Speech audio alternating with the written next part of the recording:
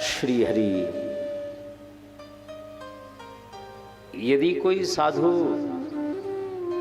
अभिमान करे कि हम साधु हैं, तुम गृहस्थी हो,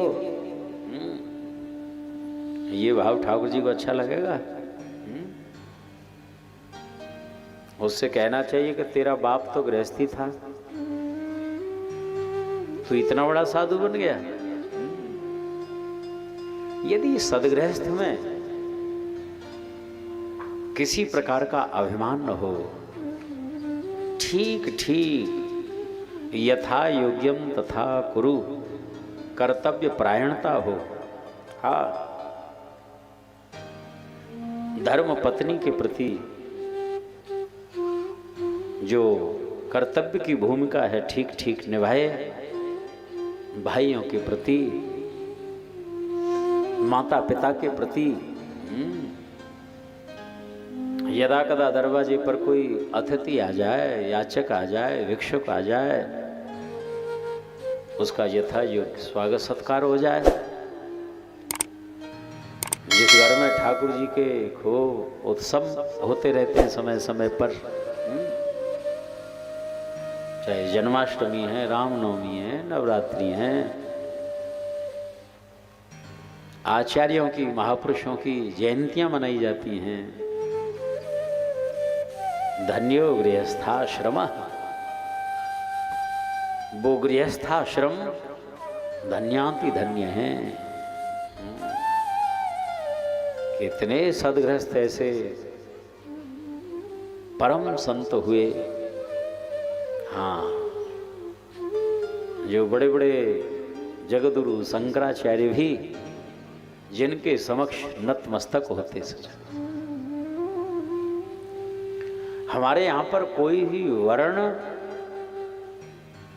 ब्राह्मण, क्षत्रिय, वैश्य, शूद्र, और कोई भी आश्रम, चाहे ब्रह्मचर्य आश्रम, गृहस्थाश्रम, वानप्रस्थाश्रम, संन्यासाश्रम, कोई भी ऐसा नहीं कि जहाँ धर्म की मुख्यता न हो, भगवान की महिमा न हो।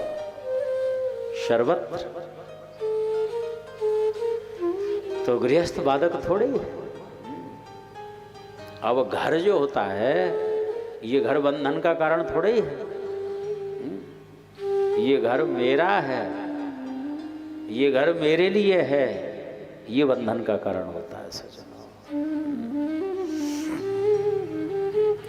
हाँ,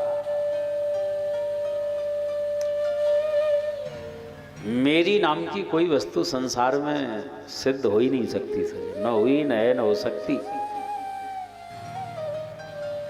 न शरीर, न शरीर के संबंध मेरे यदि हैं तो मैं सेवक रघुपति पति मोरे। यही जीवन का ठोस सत्य है, उसको स्वीकार कर लो। हरिशरणम, और ऐसा जिसका सुंदर भाव हो जाता है सजनों। हमको वेश बदलने की भी जरूरत नहीं है, चाहे हम धोती कुर्ता में हैं, पैंट शर्ट में हैं, साड़ी में हैं, हम संत हो गए। हाँ, साधनोति परम कार्यम इति साधु।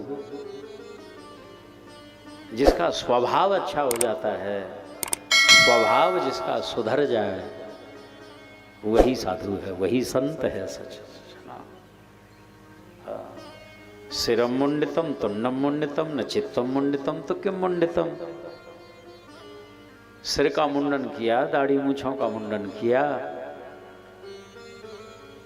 कपड़े धारण कर लिए, लेकिन हमारा स्वभाव नहीं सुधरा,